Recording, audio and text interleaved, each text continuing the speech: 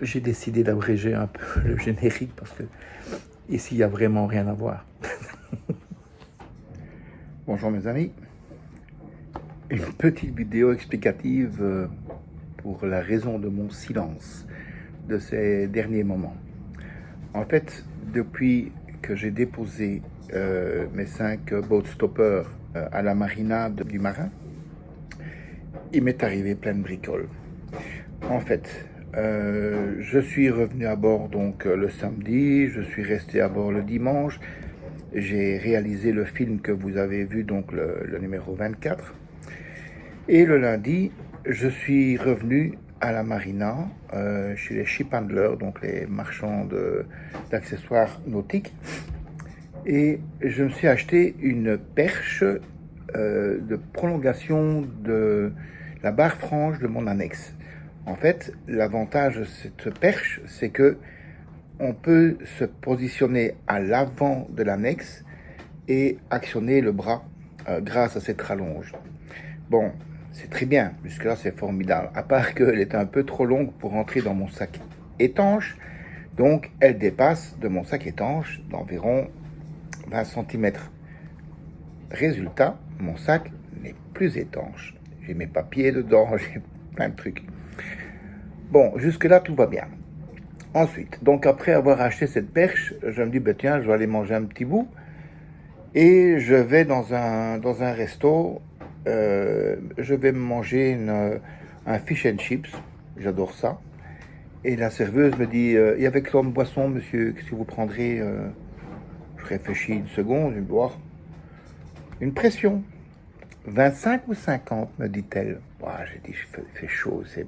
Hein une 50. Bon, à part que, bon, moi, j'ai pas trop l'habitude de boire, donc... j'étais bien, j'étais bien. Donc je repars du resto, je veux remonter sur mon annexe, mais quelques instants auparavant, mon téléphone sonne, c'est ma fille qui m'appelle. Je décroche, je parle un peu avec ma fille, mais je suis un peu bien, quoi. Bon. Et au moment où je monte sur mon annexe, piouf, je vole au bouillon. Je lâche mon téléphone qui coule à pic, je perds mes lunettes, et me voilà donc sans téléphone, sans lunettes. Voilà l'explication de mon silence. Bon, une fois ce premier malheur arrivé, je décide de retourner à mon bateau. D'abord, des gens m'aident à remonter sur mon annexe parce qu'il n'y a pas d'échelle, il n'y a rien. Bon. Donc, je remonte sur mon annexe, on m'aide.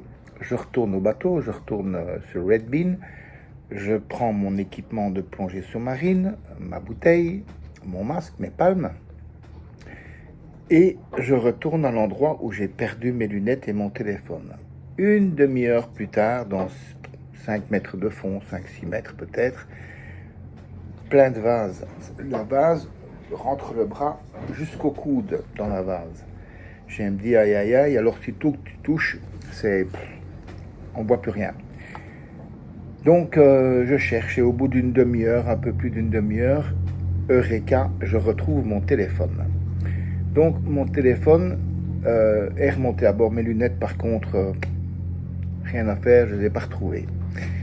Bon, je retourne sur Red Bean, je rince le téléphone, je le rince à l'eau, je le démonte, j'enlève l'écran du reste du support, je le rince à l'eau douce et je le mets à sécher dans du riz. Il paraît que ça marche. Bon. Toujours est-il que j'ai récupéré ma carte SIM, ça c'est le principal. Bon, eh bien, ceci fait, je me dis, bon, j'en ai marre, je vais aller un peu me baigner à l'arrière du bateau, je prends simplement mon masque et mes palmes, et là, j'ai fait une découverte, je tombe sur une chaîne d'encre abandonnée. Waouh, chaîne d'encre, c'est toujours bon à prendre. Bon, moi, j'ai 60 mètres, rajouter 60 mètres, c'eût été du confort. Donc, le morceau que je vois, elle est en bon état. Bon. Donc, je commence à m'exprimer, à essayer de remonter cette chaîne en me servant de mon guindeau. Donc, le guindeau, c'est l'appareil qui sert à monter l'encre. Donc, j'accroche la chaîne que j'ai trouvée à ma chaîne d'encre à moi, et je la hisse morceau par morceau, 2 mètres à la fois, 60 mètres, vous voyez le bazar. Et cette chaîne, elle est pourrie, dégueulasse. Elle est pleine de vases, qui est noire, qui est nauséabonde. C'est vraiment une horreur, une horreur. Et mon bateau est franchement dégueulassé de chez dégueulassé, avec de la rouille, alors de la rouille sur du gel côte blanc, je vous dis pas, c'est pas évident.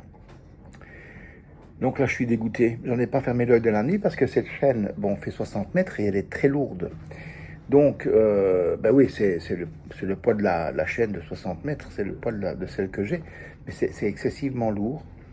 Et par expérience, je sais que lorsque ça part à l'eau, le premier mètre, le deuxième mètre, c'est attrapé. Mais une fois qu'elle est partie un peu plus loin et qu'elle a pris de la vitesse, c'est fini, elle arrache tout sur son passage. Donc j'en ai pas fermé l'œil de la nuit, je me dis, mais bordel, qu'est-ce que je vais faire de cette saleté de chaîne qui est... Oui, il y avait 10 mètres qui étaient encore potables, le reste était rouillé, dégueulassé, bon. Donc j'en ai pas fermé l'œil de la nuit. Le matin, j'ai décidé de la remettre là d'où je l'avais tirée. Et donc pour ce faire, j'ai dû prendre moult précautions afin qu'elle n'arrache pas tout sur son passage. Donc je l'ai lové sur la poutrelle. J'ai bien masqué le taquet, parce qu'il y a un taquet, donc si jamais elle prend dedans, elle arrache le taquet sans hésitation. Donc j'ai bien protégé le taquet en me servant de mon amarre d'avant. J'ai fait 3 fois le tour pour que ça... Vraiment, il n'y avait plus moyen qu'elle s'y accroche. Et je l'ai envoyé par le fond. Bon, après il a fallu nettoyer le bateau. Alors je vous dis pas, un bordel phénoménal pour nettoyer le bateau. Impossible à rattraper. C'est vraiment, c'était dégueulasse quoi. Cambouis, collant, gluant, rouillé. Bon. Alors des éclaboussures de rouille partout, et puis j'avais marché dedans, puis j'avais soif, j'étais venu boire un coup, et le bateau était dans un état lamentable. Donc je suis retourné comme ça jusque à la marina des bas du fort, et j'ai commencé à nettoyer. Enfin, j'ai continué à nettoyer, mais j'en sortais pas. Et c'est là que mes voisins m'ont dit, ah, mais tu connais pas le sel d'oseille? Le sel d'oseille, non. Je connais le sel de céleri, mais pas le sel d'oseille. Et c'est en fait un produit miracle. C'est un produit vraiment miracle. Alors, on dilue 100 grammes de sel d'oseille dans 1 litre d'eau froide. Vous badigeonnez là où c'est oxydé, que c'est de la rouille, que c'est du cambouis, presque sans frotter, vous rincez, et c'est plus blanc que blanc. C'est génial. Donc, j'ai tout refait, j'ai tout nettoyé. Et puis, il y avait Christine qui arrivait le lendemain. Et en fait, elle m'avait apporté un téléphone. Donc, j'avais un téléphone de réserve, un iPhone. Bon, le fameux câble que j'avais cassé, j'avais retrouvé dedans. Mais pour ce nouveau téléphone, il faut du Wi-Fi, et j'avais pas de Wi-Fi. Donc, désespéré, je suis allé au restaurant qui fait le coin près de mon ponton. Et il y a une petite jeune fille là qui m'a vraiment beaucoup aidé pour paramétrer mon téléphone. Donc l'autre, mort. N'en parlons plus. Heureusement, il y avait le cloud. Donc on a réussi à refaire le téléphone. Donc, et puis je suis allé chercher Christine. Nous décidons de partir à l'île des Gosiers. Bon, on va à l'île des Gosiers. Je mouille mon encre. Je mouille mon encre, et puis je me rends compte que je suis un peu trop près du bateau qui est derrière moi. Donc je me dis non, je vais changer le mouillage. Donc je vais remonter l'encre. Vous savez quoi? Elle remonte pas. Accrochée dans le fond à quelque chose. Et puis Christine me crie, t'as accroché à un câble? Je me dis merde, pas possible. Donc je regarde, effectivement, un gros câble sous-marin, un machin comme ça. Et aïe, aïe, aïe, je dis bon, ben, il faut accrocher un bout au bout de l'encre pour la dégager. Bon, Christine n'en sortait pas. En plus, il y avait une houle d'enfer. C'était abominable. Donc, j'y vais moi. Impossible de faire pareil. Trop de houle, impossible. Ça monte, ça descend, ça monte, ça descend. Je me dis, la seule alternative, ben écoute, je vais remettre ma bouteille. Je remets ma bouteille d'air au-dessus, sur mon dos, mon masque, mes palmes, et on y va. Bon, je prends un bout et je vais attacher à l'extrémité de mon encre. Et là, je commets une lamentable erreur. Je crie à Christine, tire! Effectivement, elle a tiré, l'encre a fait ça, et pop, le câble est tombé. Mais, comme le bateau n'est plus accroché, qu'est-ce qu'il fait, lui? Il s'en va.